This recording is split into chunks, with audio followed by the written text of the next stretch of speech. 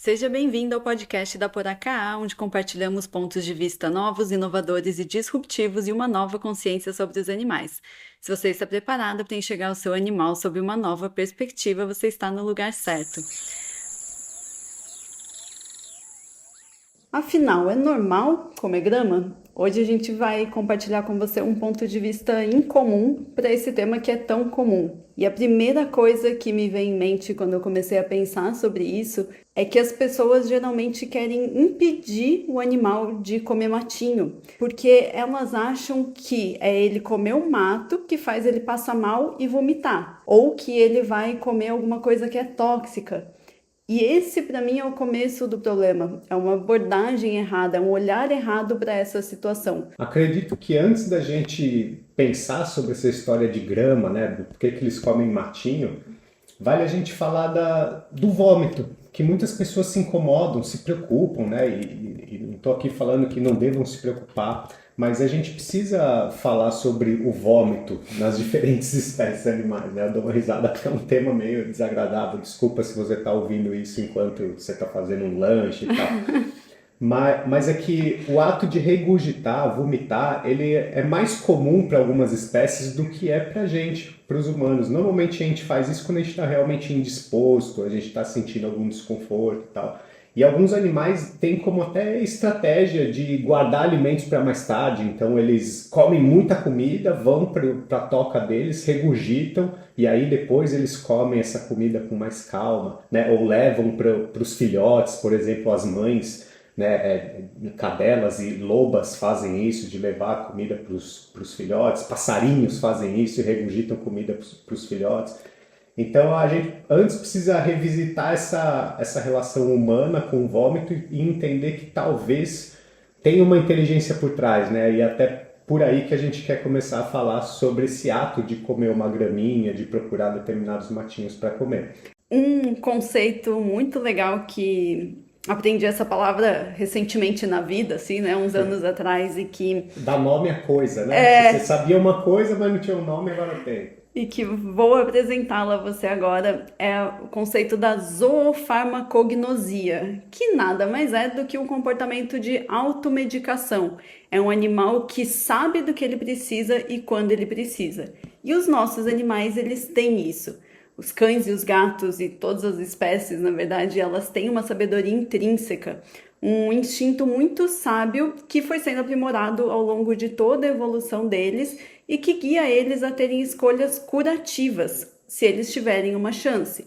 Quando eles estão na natureza, os animais sabem o que procurar para se curar. Quando eles estão passando mal, eles instintivamente procuram esses matinhos e matinhos específicos, dependendo do que eles estão sentindo. Porém, os animais que vivem dentro da nossa casa, eles não têm a oportunidade de fazer essas escolhas instintivas para curar o seu corpo, porque na maior parte das vezes eles não têm acesso a essas escolhas. E esse é um comecinho desse problema, porque se o nosso animal vive numa casa que não tem tantos matinhos à disposição, e eles começam a se sentir mal, e eles podem se sentir mal pelos mais diversos motivos. A comida que eles comeram não bateu bem, o metabolismo deles está diferente, ou eles estão comendo há muitos dias o mesmo alimento e aí eles estão precisando de um pouco mais de fibra. Enfim, tem várias coisas que levam eles a procurarem essa automedicação. Na falta de opção, eles começam a procurar coisas que não são comestíveis. O que tem na nossa casa geralmente? Tecido, papel higiênico, lamber tapete, lamber parede. E na falta de plantas que eles podem ingerir, eles costumam até procurar plantas tóxicas, na tentativa de tirar esse desconforto geralmente relacionado ao trato gastrointestinal.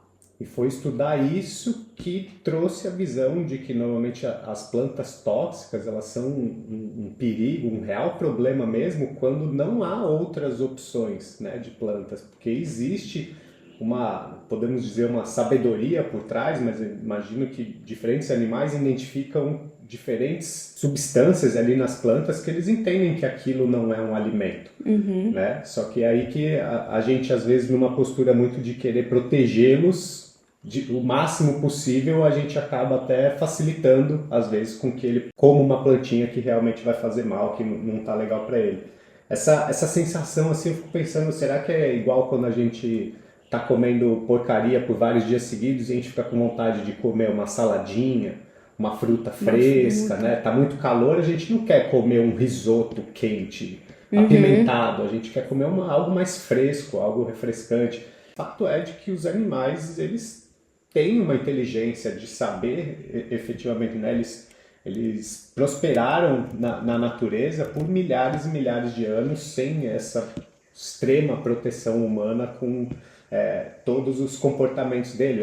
Isso eu acho que é algo mais recente, assim, de como os humanos cuidam dos animais, e o que é legal é porque é fruto de muito amor, mas às vezes a gente julga que eles não têm tanta sabedoria assim, né? Como a gente querer direcionar onde dorme, onde não dorme.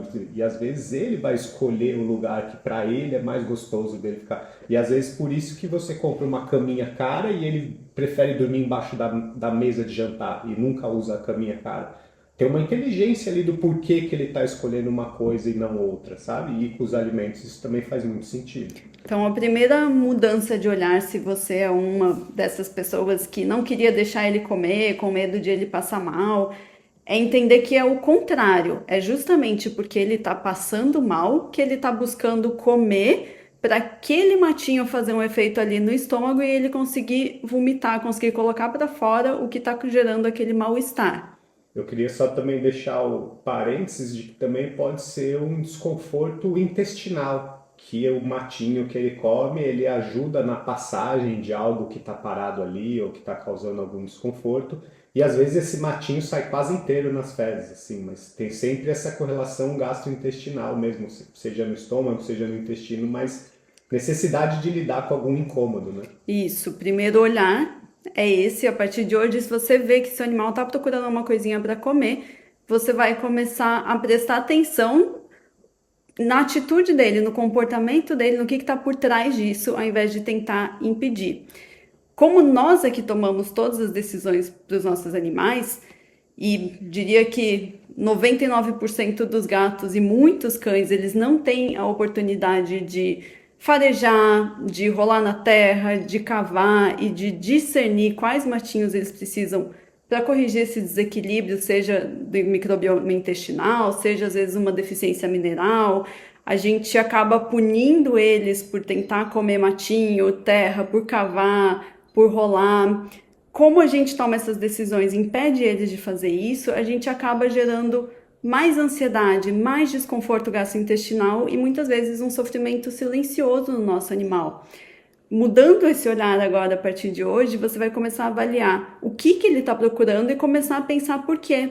Começa a observar, né? A observação nessa hora, ela vale muito mais do que qualquer ação que você tente tomar para lidar com isso. Primeiro, são vários parâmetros, você avaliar quando ele come, com qual frequência. Ele não pode ver um matinho que ele quer parar para comer, toda vez que ele vê um mato isso acontece. Ou o que tem acontecido nos dias anteriores, se ele está passando por uma fase, uma semana mais estressada, ou se teve um churrasco no dia anterior e ele acabou comendo um monte de porcaria que ele achou, sabe? Então são várias coisas que vale a gente observar e sempre desse ponto de vista de que tem um porquê da natureza dele estar fazendo isso. Porque um outro aspecto sobre esse comportamento é a gente observar comportamentos que são muito frequentes, as chamadas compulsões. E eu já conheci cães que em momentos estressantes, a primeira coisa que ele procura para fazer, para aliviar esse estresse, é comer grama.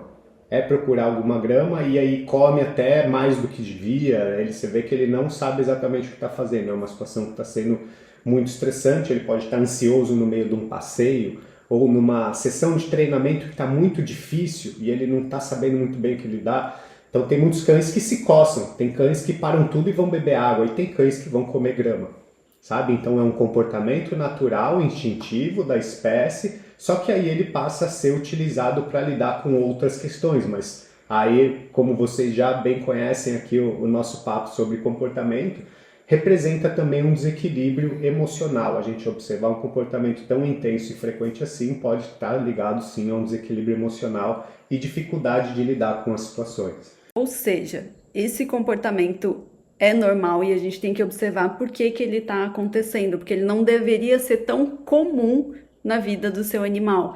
Se ele tenta desesperadamente ingerir mato, depois vomita, toda vez que você sai ele fica loucamente procurando, como o Guilherme falou, além de poder ser um fator emocional, pode ser um problema na microbiota intestinal dele, pode ser que ele esteja com alguma doença, com algum desconforto, passando mal.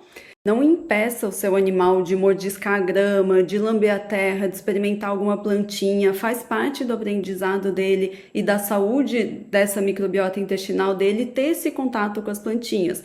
Porém, a gente orienta muito que você evite locais que recebem tratamentos químicos, né, veneno na grama, e o mais legal que você pode fazer é começar a ter essas graminhas e plantinhas comestíveis dentro da sua casa, para que ele não precise também procurar isso na rua, em locais que podem estar sujos, pode ter fezes de outros animais. Tenha uma variedade de matinhos na sua casa, grama de milho, ervinhas, eu vou deixar aqui na descrição algumas ervas que são permitidas para cachorro e para gato, para você ter na sua casa. Essa para mim é um ponto importante, porque muitas pessoas vão pelo caminho de que o animal delas já vai numa praça todos os dias, já frequenta um parque de cachorros que tenha lá um espaço verde, tenha contato com a terra, mas o raciocínio por trás de ter em casa não é só para oferecer, ele tem que ter. E aí a gente, desse raciocínio lógico, fala, mas ele já tem na rua, ele tem contato com isso. Mas o dentro de casa, a gente sabe que nenhum cachorro fez xixi, fez cocô ali, um cachorro com verminose, né? E ele tem a opção de escolher a hora que ele vai comer. A hora que ele vai comer, ou qual tipo, né? A gente pode ter diferentes plantinhas em casa, sabe? E ele variar um dia depois do outro. Então a gente não pode cair nessa de que, porque ele tem breves momentos numa praça, a gente não precisa oferecer nada disso dentro de casa. E os gatos nem se fala, né? Que a maioria não sai de casa e não tem essa oportunidade. Para eles é ainda mais importante. Junto dessa importância da graminha, só compartilhar um estudo que foi feito mostrando que filhotes de cachorro que têm acesso a um solo saudável, que é livre de produtos químicos e toxina, eles são muito mais saudáveis do que ninhadas mantidas exclusivamente dentro de casa durante as primeiras 8 semanas de vida.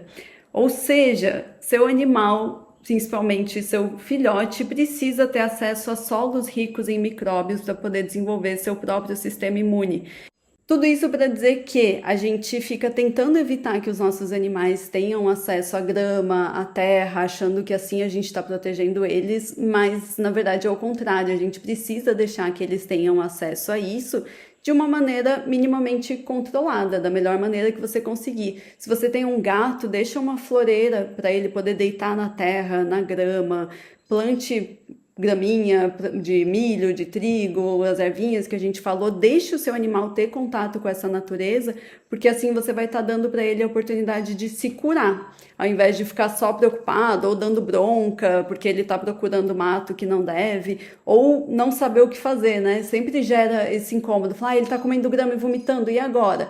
Calma. Ou dando bronca porque ele está mexendo naquela planta que você adora. E você, meu Deus do céu, se ele mexer nesse vaso, você é um infarto aqui, né? Ou que seja perigoso. Ele possa, né, como a gente falou, tem produtos químicos, a gente não sabe exatamente o que vem nesses solos e substratos que vêm de floriculturas e das plantas que a gente compra, sabe? Então é legal a gente oferecer mesmo e garantir que ele possa, né, praticar um pouco dessa natureza individual, que a gente às vezes passa batido e a gente deixa tudo meio artificial. A nossa casa tem um odor, mas tem um odor de uma essência que a gente coloca sintética, não é necessariamente flores ali. Então, os animais lidarem com as coisas mais naturais é o que realmente ajuda a promover saúde. E essa é a mudança de pensamento que a gente quer promover, das pessoas não acreditarem que o papel delas é serem protetores.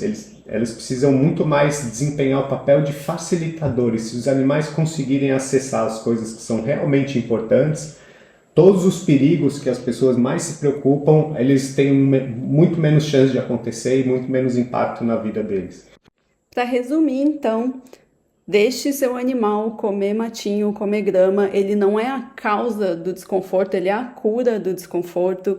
Direcione para plantinhas e matinhos que você sabe que são seguros e comece a observar qual a frequência, quais os dias que ele está procurando mais isso, se tem alguma relação emocional, se pode ser um desconforto gástrico. Ele vai agradecer você ter essa compreensão e permitir que ele expresse mais esses comportamentos, que ele procure essa cura. Para ajudar também, vou deixar aqui na descrição o link de chás que ajudam na digestão, tanto para ele quanto para você, mas é um post feito para animais. Além do link de matinhos de plantas que não são tóxicas, que você pode plantar e ter na sua casa. Se você gosta aqui do nosso podcast, dos nossos bate-papos, eu quero te convidar a se inscrever na newsletter. O link também está aqui na descrição. E principalmente, se você gostou desse episódio, como uma troca para nós, compartilha ele com alguém, deixa 5 estrelas aqui na avaliação para que ele chegue a mais pessoas. E se você compartilhar ele lá no Instagram, marca a gente @poracá. Obrigada por nos ouvir e hoje ter escolhido expandir a consciência sobre seu animal.